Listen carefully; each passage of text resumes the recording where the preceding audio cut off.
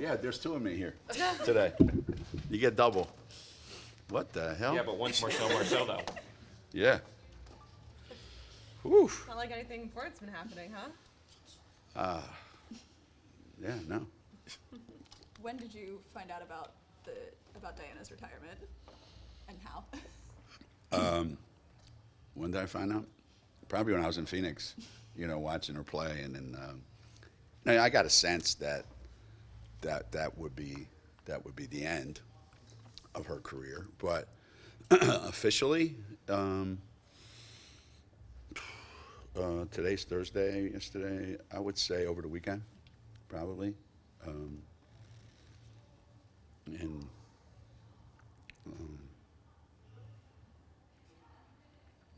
It was, it wasn't even from her. So. What do you think life after basketball is going to be like for her? It just seems like she's one person who would play forever if she could. Yeah. And so what do you think it's going to be like for her to trust? I often wonder because there's a lot of players in her. I shouldn't say a lot of players, but the players in her situation tend to go one of two ways, right? They either completely walk away from it, like, I've done enough, I've had it, I'm out. And since I can't play at the level that I've always played at, I'm not going to touch a basketball ever again, right?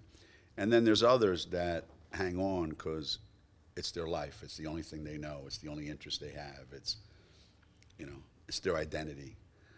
I don't think, and I haven't spoken to her about it yet, but I don't think her future revolves around her playing the game, at even pickup games or playing in a fun atmosphere, unless it's with her kids, and. I don't think there's a coaching aspect to it that she would enjoy. But I do think there's some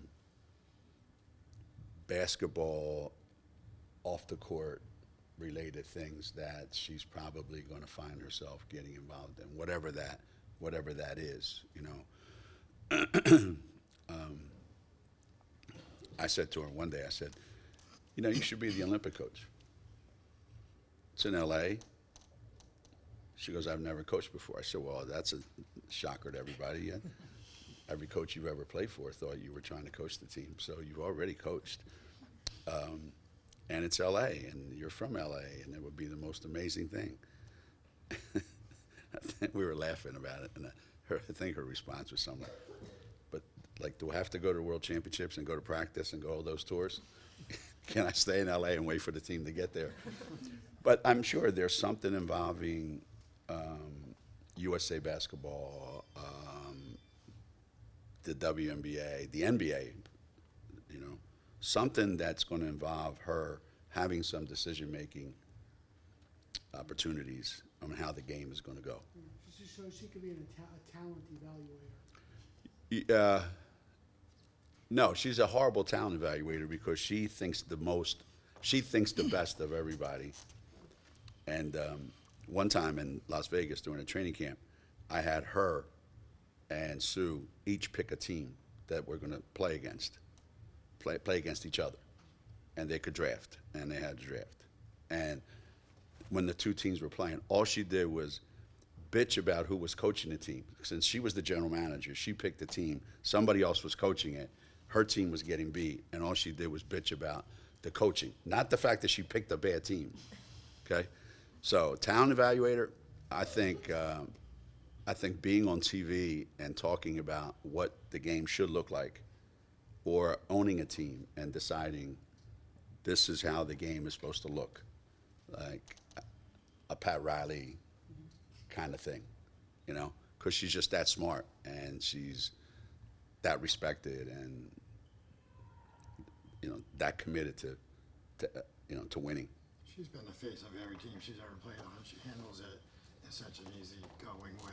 How much you admire how she's taken. A lot of people like to kind of pull back and maybe not enjoy the process as much. She seemed to enjoy every step of it. I remember, to your point, there was never a time, high school, college, Olympics, any European team she was on, any the Olympic team,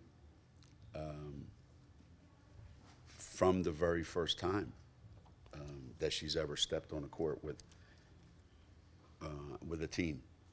The minute she walks in the gym, it kind of takes on her personality, and she's okay with it, and she embraces it and lives up to it all the time. There's a quality that you have to be like that, and I guess you're born with it. You know, some people try to acquire it. I just think you're born with that. You know, you're born with that personality that she has, and you're born with that talent, and then she perfected it. How would she be in this day and age playing as a student, do you think? I mean, we talked about the crazy times back in 03, 04, but if she was playing now with social media and all that stuff, as a college student, would that be even 10 times worse? She wouldn't have been here after her freshman year. She would have put herself out to the highest bidder. NIL, as I said this before, she'd be on 4 different teams in 4 years. She would have maximized that whole thing. The whole NIL thing would have been a huge game for her to play, and the whole social media thing may not. I'll be honest with you, I'm kidding when I say all this. She's one of the most private people you'll ever meet until she's in front of a crowd, and then she's not. But you don't see her on social media, not like some of these other people that are all over it. That's not who she is. You know, she kind of stays in the background until she has to be in front of everybody, and then she's the best there ever was at that. You know, Dee would walk in here right now and only knows maybe 1 or 2 people in this room, 3, but she would walk around and give you a big hug and a kiss and say, "Hey, how you doing? How you been?" And then afterwards, I would go, "You know that person?" You go, "No."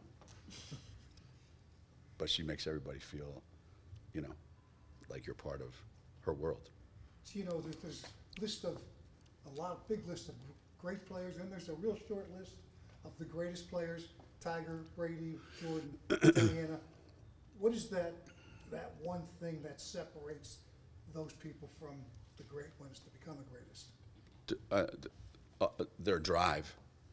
You know, if you take into consideration they were all born with the talent, you know, that God-given ability. But not all those people have the drive, the commitment, the competitiveness, the will to win, always. So those people you just mentioned, they were the most talented, but they were also the most driven, and they were the smartest. You know, people think that, you know, you can accomplish those things because physically you're more gifted than everyone else. Those people you mentioned, they're brighter than everyone else. They know the game better than anyone else. And you put those combinations together, it's pretty hard to beat. Were all those things evident the first time you saw her? Yeah. Well, obviously, you couldn't get deeper back in those days. You know, you couldn't have any contact. But there was something about her that was, I think in high school there was a tournament. I don't know, they planned us to play 3 games in 3 days or something. She either tied the game or won the game on the last shot, like in every one of those games. And so you already knew there's a moment that the game has to be decided, and she owns that moment. And then when she got here, we had a lot of really, really good players who were, man, they had won a national championship, if I'm not mistaken. I mean, they had won a national championship in 2000, right? And she walked in the gym, and first day of practice, second day of practice, third day of practice, they knew right away this is the best player in the gym every day. Now, she had a lot of Sarah Strong in her. She didn't want to show that every minute of every day, every possession, because she was very deferential to those guys. Because she appreciated they've won a national championship. I've not won anything. But they all knew And we all knew that there's something different about this kid than everybody else. So in 2002 against Oklahoma, when you have the best senior class Yeah. ever here, you drop the play for her. Absolutely, absolutely, absolutely. And they knew it. They knew that's where the ball was going. The other team knew that's where the ball was going.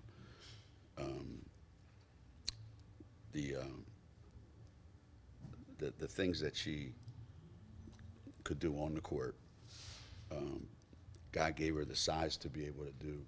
We were playing. I want to say Arizona State one year, and we knew they were the most physical team we had played up to that point, and we played her. So Paige is not the first guard on our team that ever played power forward. So we put her in the lane the whole game. She must have shot 20 free throws, 25 free throws. I forget what it was. It was a ridiculous number. But you could put her anywhere on the floor, and she would be the best player at that position in the country.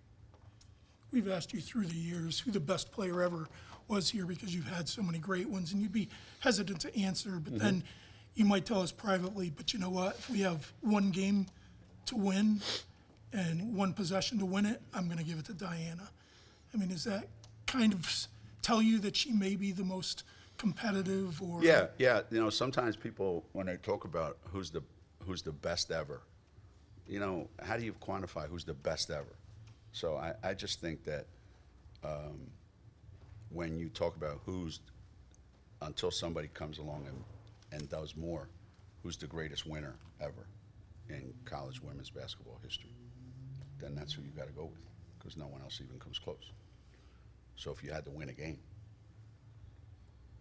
I mean, if some of those other guys you were talking about on my team were on the team, it'd be great. I'd just close my eyes and point to any of them.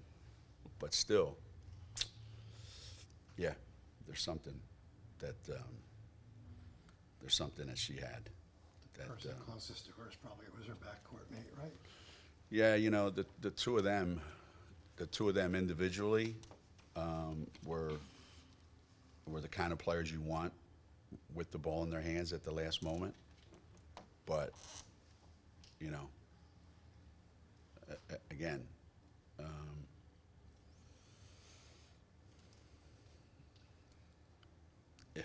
if they both got triple teamed and they passed it to Maya, we'd still win.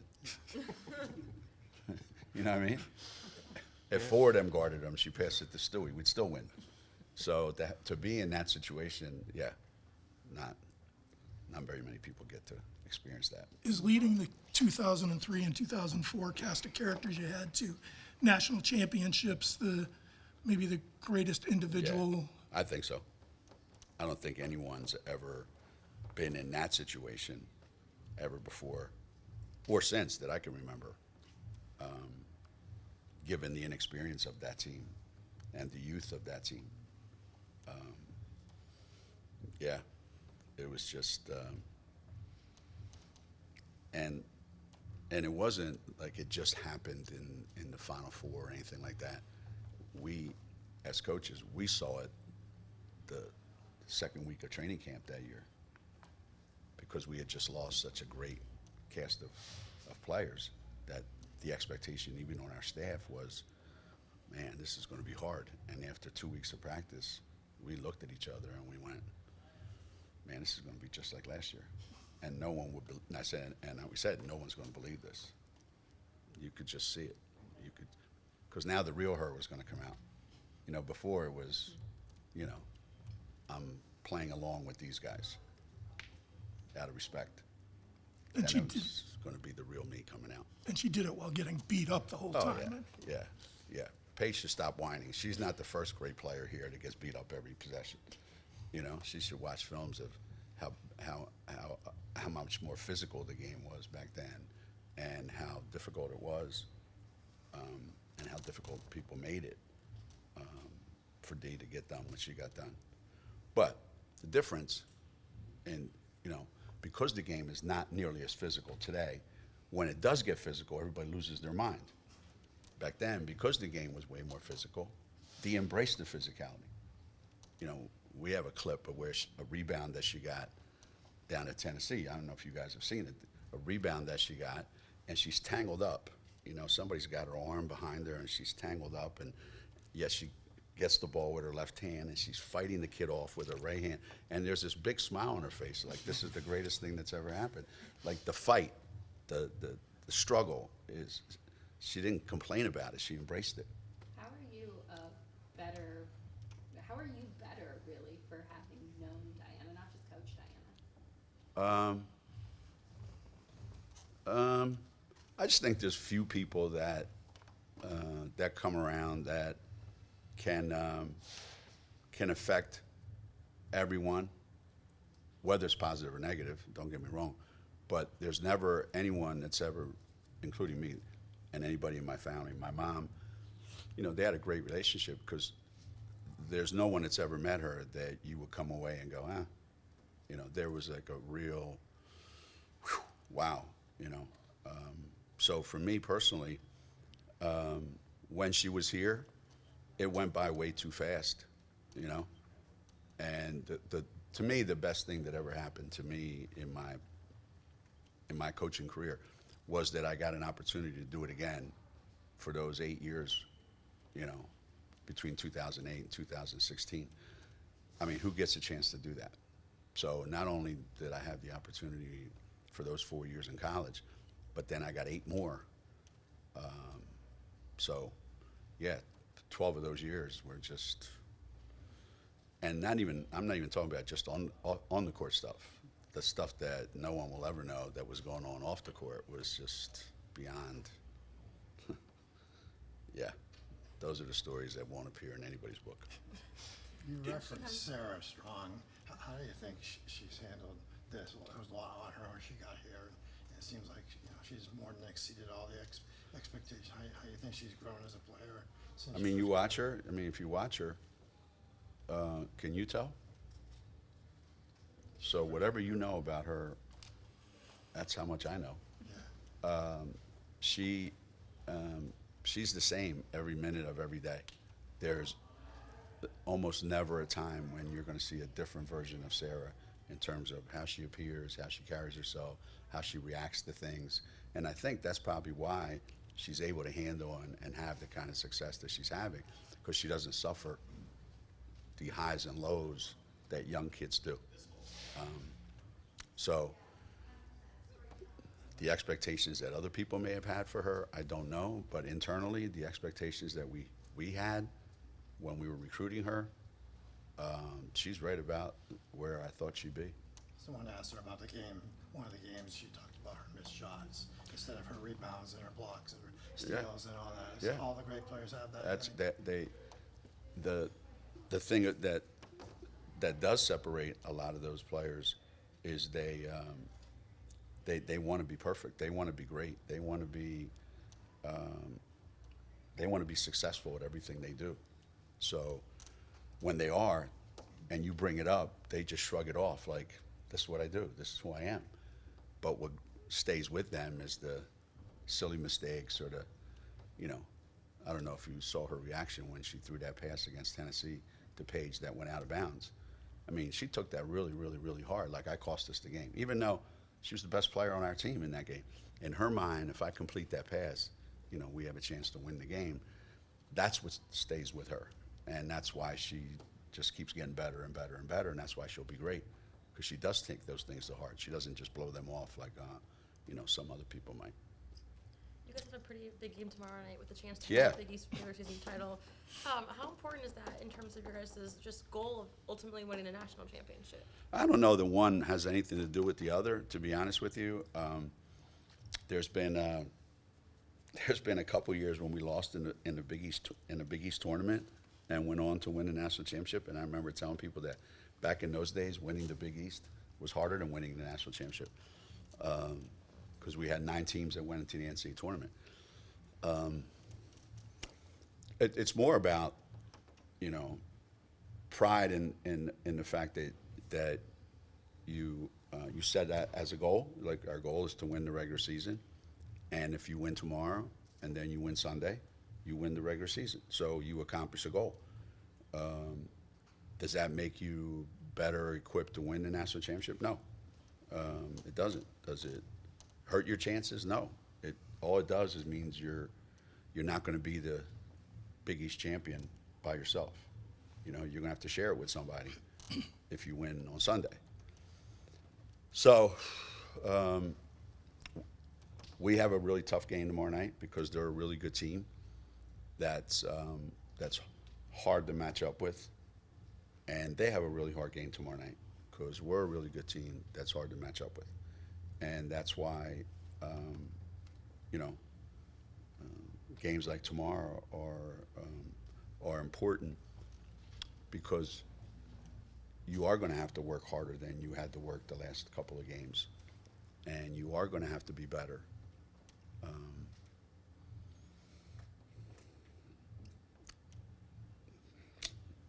Yeah, it's going to be hard tomorrow. Geno, It's supposed to be. how often during a season, particularly as you come down the stretch and get towards March, do you start to really consider a body of work and think about what the team might be capable of in March? I don't know. I think there's a point in time during the season where you see things and you think to yourself, we don't have a chance to win the whole thing because we have too many blemishes. There's too many things wrong with our team. We don't have enough answers for things that are happening to us.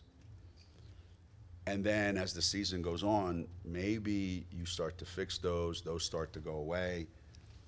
But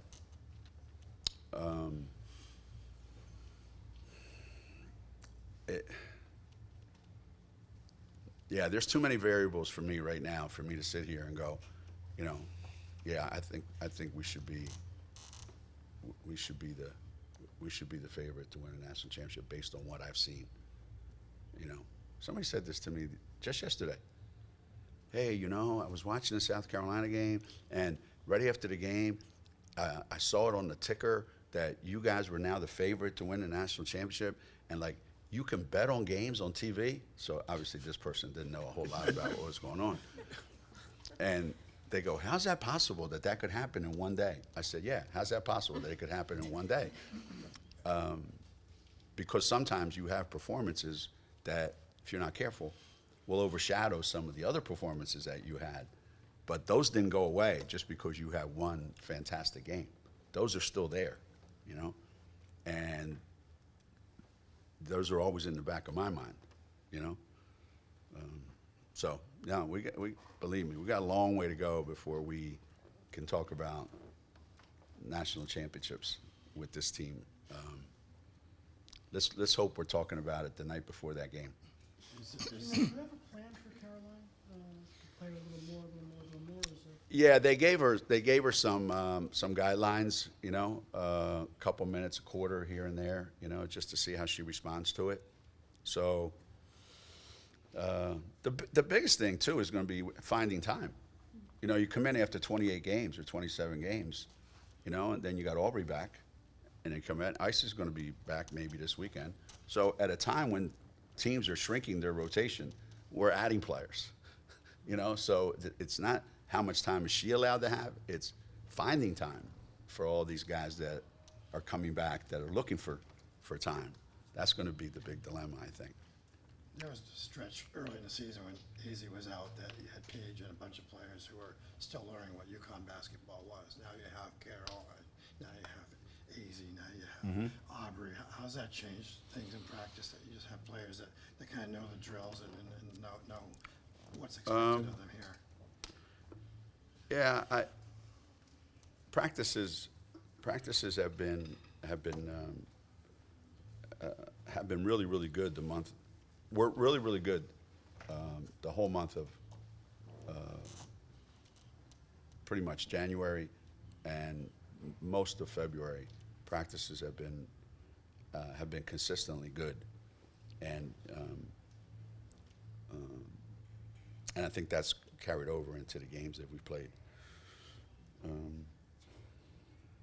We don't practice as much now as before, so maybe that's why they're good. But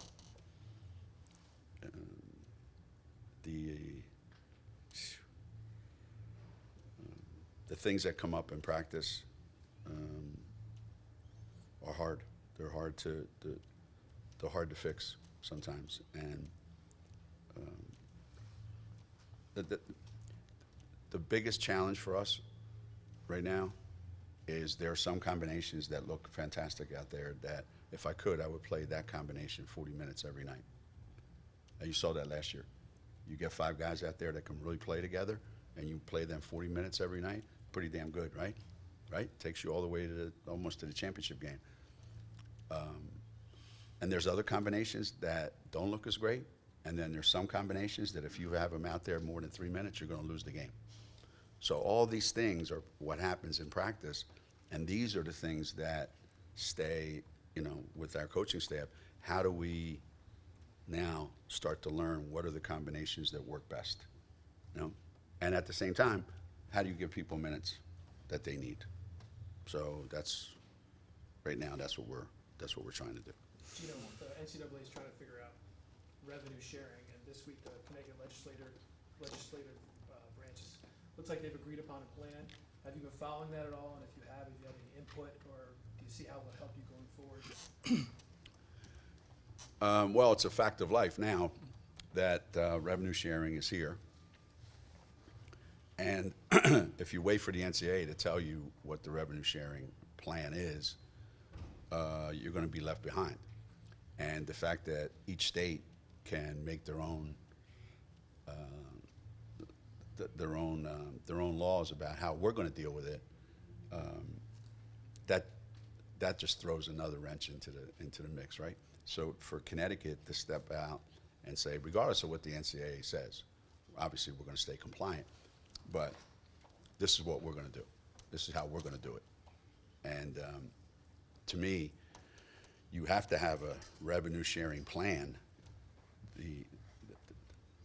The biggest obstacle to any plan is how are you going to fund it?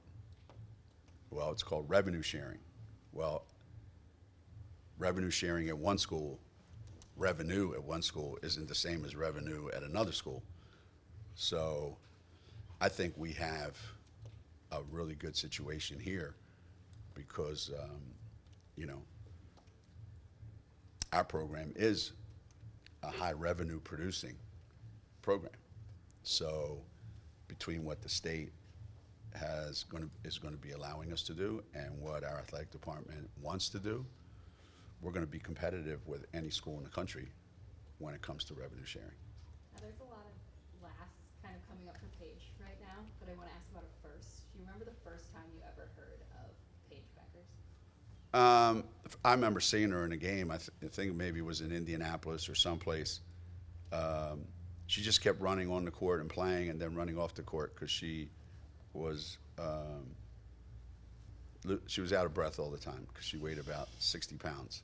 And I said, what's all the fuss over this kid? Like, she's on the court. It was like watching a hockey game. She would do her minute and a half and then she'd get off. And it just kept happening the entire game. And I remember saying to Marissa, I said, Marissa, I don't get this. And obviously, when you saw her healthy, when you saw her at 100%, a week later, whenever it was, you could see that there was a different way that she played, that she saw the game, and then I distinctly remember going to her high school to watch a game at her high school, and the hysteria up there had started already with how she created all these highlights because of just the way she saw the floor, the way she saw everything that was happening, and her willingness to pass. And so I tried to get to as many games as I could just because I enjoyed watching. I wasn't evaluating her anymore. I was just enjoying watching her play. But yeah, that seems like forever ago. It's a lot that's happened between then and now. From the outside, your relationship with her looks like it's a great, sarcastic, give and take relationship. How would you describe it?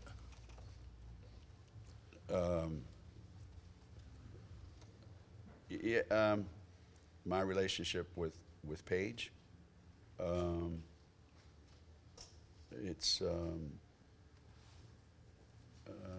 it's one of those where love and hate, I guess they call it, right? I love it when I hate her, and she loves when she hates me, because then that means we're both on the right track. There's something I want her to do, and she's arguing with me about it. There's something that she wants, and I'm not letting her do it. So our relationship on the court is I'm constantly bitching about something that I want her to do. She's wanting to do things that she wants to do, and so we're always going back and forth, and it works because she wants to stretch the boundaries as far as she possibly can, and I want to make sure that she's growing as a player and she's learning and she's preparing for what's coming next, where that's not going to be possible, all the time. But off the court, yeah, none of that matters because, she's not a freshman anymore. She's not a little kid anymore. I can coach her like an adult, which she is. So yeah, I mean, our relationship is great. I'm glad we have two of them. I'm glad we have the on the court one, and I'm glad we have the off the court one. Thank you. All right, guys. Thank you, Gene.